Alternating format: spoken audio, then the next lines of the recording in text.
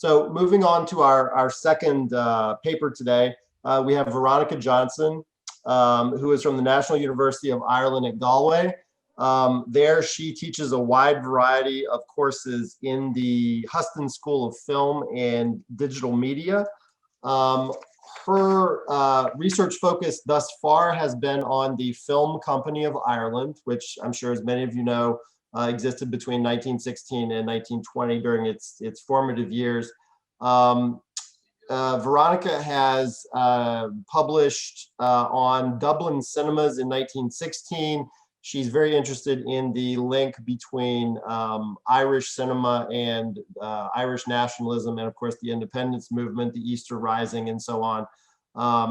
But she's also interested in cinema more broadly and the experience of the First World War. So she'll be taking us into a look at Irish cinema during the Great War today. Thank you, Brett, for the introduction, and thank you, Len and Brett, for organizing this and for inviting me to be a part of it. I'm going to try and start sharing the screen now. Yes, Emma, I think okay, it's working. You made Veronica host. Oh, is that? I'm sorry to cut Veronica. I forgot to read part of the introduction that I compiled for her. I just wanted to mention that she has received several Irish Research Council awards to support her work, first at the PhD level, and now after finishing her PhD. She's most recently gotten a Moore Institute Fellowship that supported some of the research she's doing today. So sorry I forgot to say that. I just wanted to jump in and add that. No problem, Brett. It's phenomenal to be here. It's just wonderful. Really, really great. So I'm thrilled to be talking about my research. As Brett said, my research is in early cinema and silent cinema, and currently my project is an examination of this first Indigenous Irish fiction film company, handily called the Film Company of Ireland. So we're all going to remember that name, which is really rather wonderful.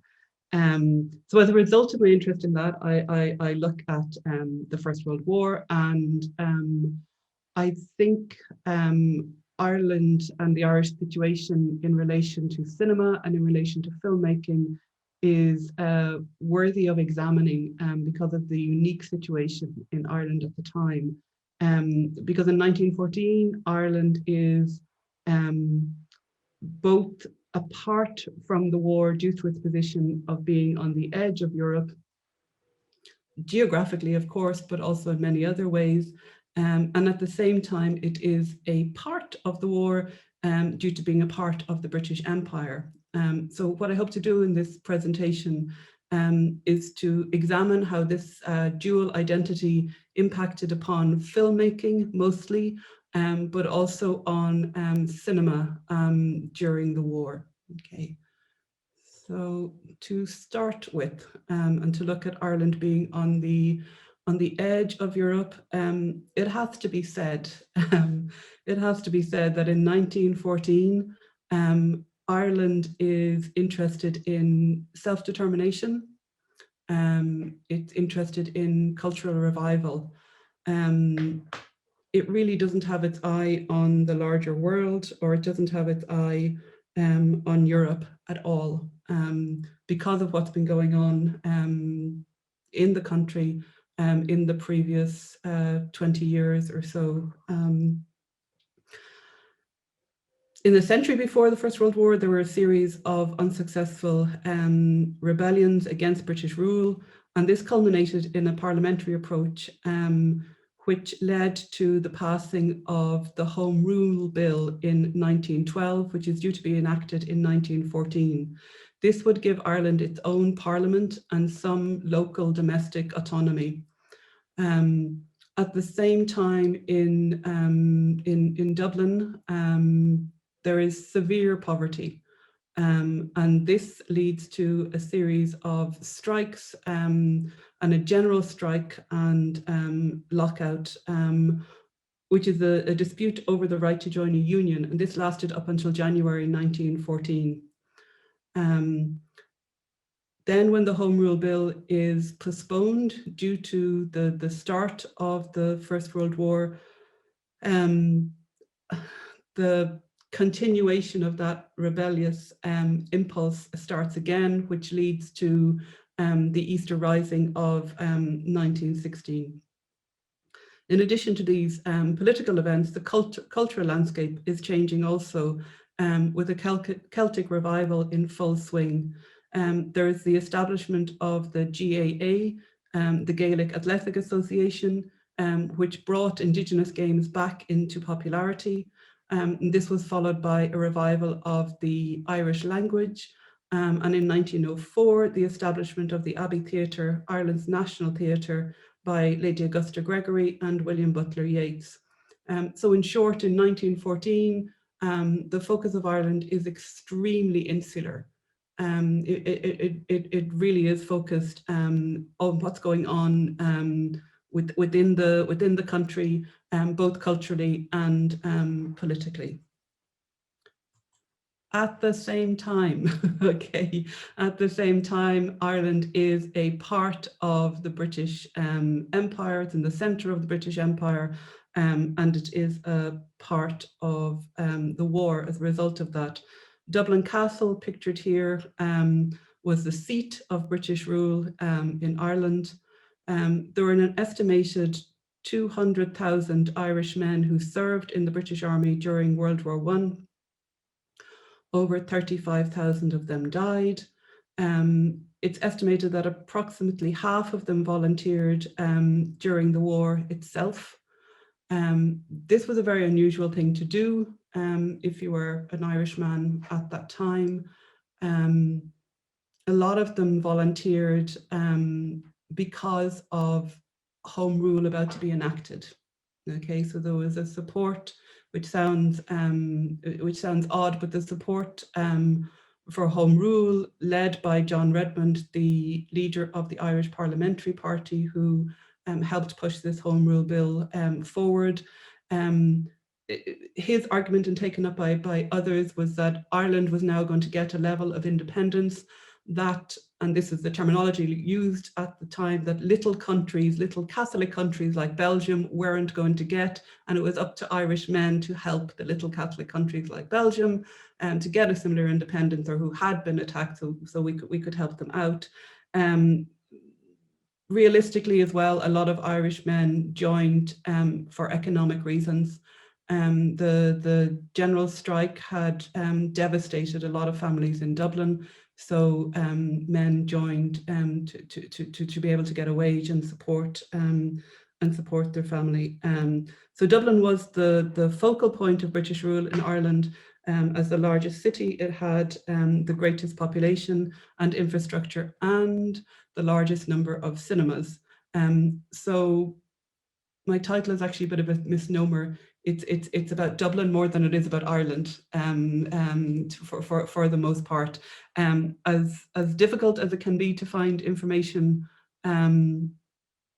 about cinema and filmmaking at this time, it's harder to find information about cinemas outside of Dublin. So I'm just going to focus on Dublin because that's where I have most of my information from.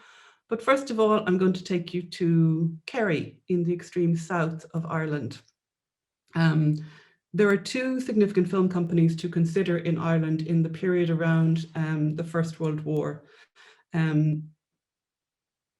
Chronologically, I guess we have the Caitlyn Film Company that most of you will probably be familiar with, a film company that is based in New York, and it came to Ireland in 1910. It was the first American film company to make a film outside of the USA, okay, and it decided to come to Ireland. It then went on, it went to Germany, it went around Europe, it traveled to Egypt even. But they continue to come back to Ireland for roughly 5 years every summer and make films in Ireland. You might be familiar with them. One of my colleagues in the Houston School, Tony Tracy, has made a fabulous DVD talking about the O'Callans in Ireland, O with an apostrophe, in that they came so often. They were christened the O'Callans. So these films that the Caitlyn company made, directed by Sidney Olcott for the most part, starring himself and Jean Gontier, who also wrote a lot of them, so some of them were produced by her production company when she left Caitlyn. They are aimed generally at American and Irish American audiences. They feature well-known stories of Irish life and events of Irish rebellion against the British rule. They usually had a rural location. So the focus is on Ireland. The Caitlyn stopped coming to Ireland in 1915 because of the war, because of transport issues, because of security issues, and they never returned. They never returned after that. So that was kind of a brief period. They made over 30 films in that period. The Film Company of Ireland then established itself in 1916 in Dublin. This is our first Indigenous Irish fiction film company, established by James Mark Sullivan, who you see pictured here, and Henry Fitzgibbon, both Irish Americans. James Mark Sullivan had been born in Ireland and his family had moved to America when he was a young child. He grew up there, was educated there, and then returned back, married an Irish woman who had a large input into the film company, even though it's difficult to trace the records of that. But it's clear that she acted, I guess, as a producer for this company, in that she financially supported the company, and there's anecdotal evidence that she basically ran the office as well. So the Film Company of Ireland is making films beginning in 1916 and ending in 1920. They make as well about 30 films, mostly shorts, 2 feature-length films, and they're the only 2 films that we still have of the Film Company of Ireland. We have a lot more of the Caitlyn Film Company. I want to argue, and I don't think it's anything controversial to say, that filmmaking by these 2 film companies in Ireland during the First World War, it leans towards representing Ireland as a romantic place and as a historical place. There's very little of the contemporary about these films, and when it is, it involves tales of Irish people emigrating to America. So the war doesn't feature. Now, I haven't expanded my research yet to look at other countries outside of Ireland, and the little that I know is that not many people were making films about the war while the war was going on, apart from the big films that we know. They weren't making fiction films about the war. So this is what Caitlyn was doing. So we're going to look at Caitlyn first. So you can divide Caitlyn films into roughly 3 categories. They're Irish films. They told stories about the relationship between Ireland and America, as we see here. They told films about Irish historical events, and they told romantic films, which were also adaptations. This is the first of their Irish films, called The Lad from Old Ireland, directed by Sidney Olcott from 1910. And it sets the tone really for what's to follow. It tells the story of Terry O'Connor, who is frustrated working on his family farm and with the lack of opportunities in Ireland. And he leaves his fiancée to make his fortune in America. This wonderful poster tells the entire story of the film. So he leaves, he goes to America, he makes his fortune, he becomes very rich, he starts to get into politics, and then news comes to him of his fiance's farm is about to, and her house is about to be repossessed. This features a lot in Irish films at the time, the evil landlord repossessing the house. So he comes back to Ireland and rescues her and saves her, and all lives happily ever after. There is a female version of this story called Come Back to Erin, with a character called Peggy O'Malley. She escapes to America, and we only have a short section of that film still extant, but it seems that she falls into bad company and surprise, surprise, she needs to be rescued by her Irish sweetheart. Then we have films like Rory O'Moore and Bold Emmet, Ireland's Martyr, which are based on events about previous rebellions against British rule and English rule. They did a number of adaptations of plays by Dion Boucicault. They did Arna Pogue, they did the Shogron, they did the Colleen Bawn, they did a version of You Remember Ellen, and they're always quite clear to indicate that these are adaptations and indicate where they come from. They want to make that connection with a literary heritage, I guess.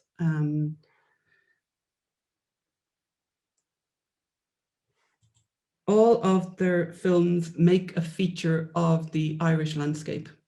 It's a big part of the films that they do.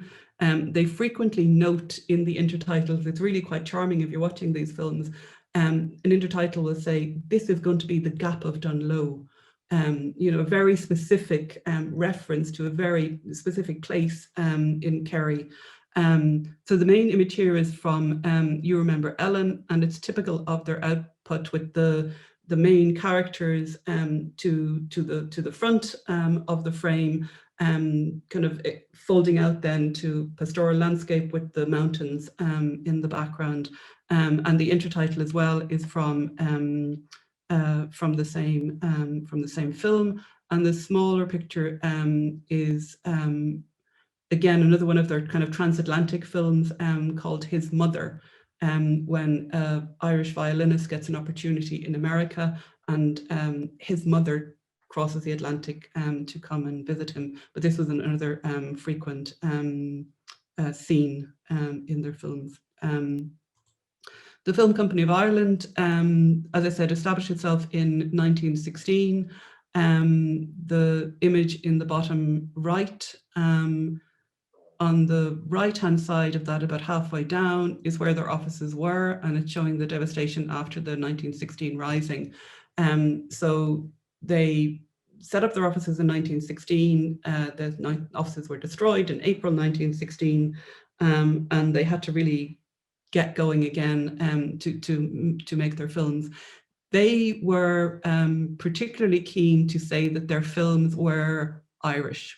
Okay, that they were made by Irish men and Irish women, that they were written by Irish men and Irish women, Irish men and Irish women. This goes on and on and on. And that intertitle there is from their first feature-length film called Knocknagow, or The Homes of Tipperary, directed by Fred O'Donovan. And this is a still from that film. And you can see how it echoes what Caitlyn was doing, again, with the character and the mountains in the background. This was filmed on location in County Tipperary.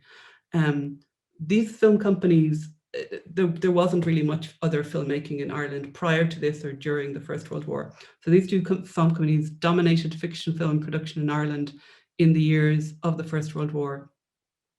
Both were focused on an Irish-American audience, although the Film Company of Ireland was invested in making a success of the company within Ireland also. Both companies offered a romantic historical ideal of Ireland, one that, if it referenced the present times, did so in relation to a transatlantic relationship and without directly acknowledging current events. This was not the case with cinema, okay, at all. At the outbreak of the war, there were around 14 dedicated cinemas in Dublin, with a handful of variety halls and theatres also showing films occasionally. As in many other countries, cinema screenings during the war offered a varied programme of feature film, newsreel, comic short, a serial episode. Advertising for cinemas, as elsewhere, occurred daily in the newspapers, from which most of the information I'm using today is drawn. The approach of cinemas really echoes that of a variety theatre in some way. The different types of films are listed in the programme for each cinema, and orchestral offerings are also listed. I just chose this ad at random in one way, but also I really liked that it was just another of the Charlie Chaplin features.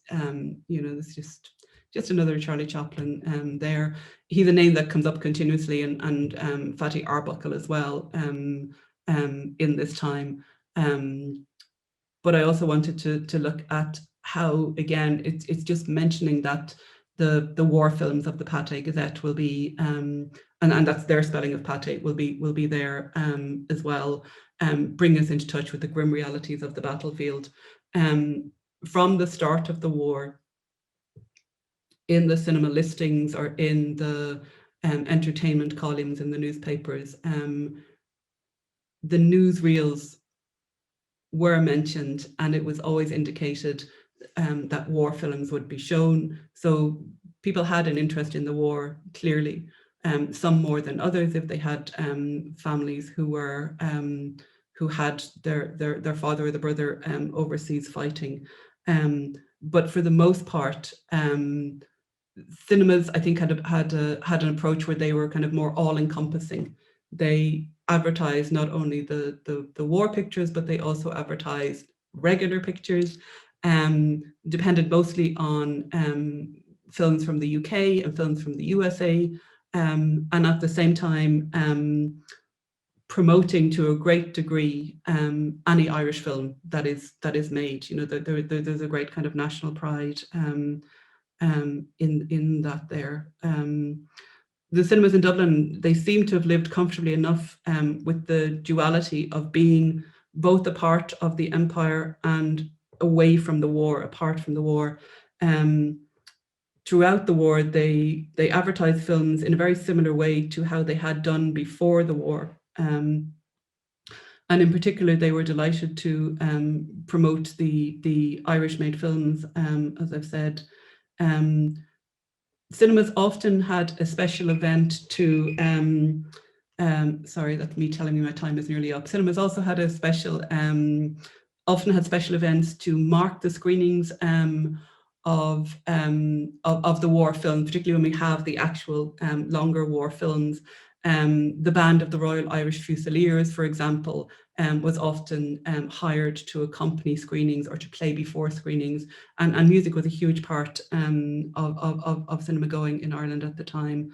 The year 1916, I think, is a fascinating one. I've written about this before. I just wanted to end with these examples. The year 1916 was a fascinating one in Ireland because we had at in relation to cinema and cinema going, you've got the Easter Rising of 1916, in which affects cinemas clearly as well as every other part of Irish society. And then you have the release of the film The Battle of the Somme as well. I didn't want to bring the Battle of the Somme into it today, but I did want to notice here just the different approaches that cinemas took. These are advertisements for a week after the end of the Easter Rising. Okay, so it's been a week.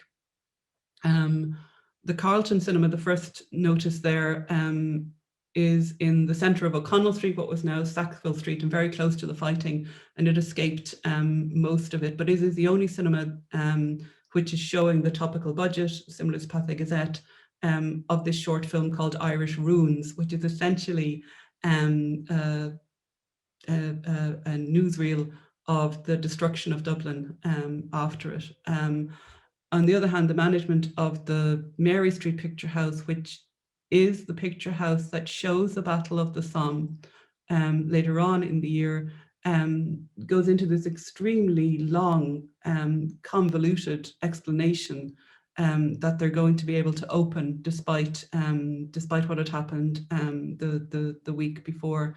And then on the right-hand side, you have the Theatre Royal from the exact same advertisement under the public amusements column, acting as if nothing had happened in relation to the Easter Rising.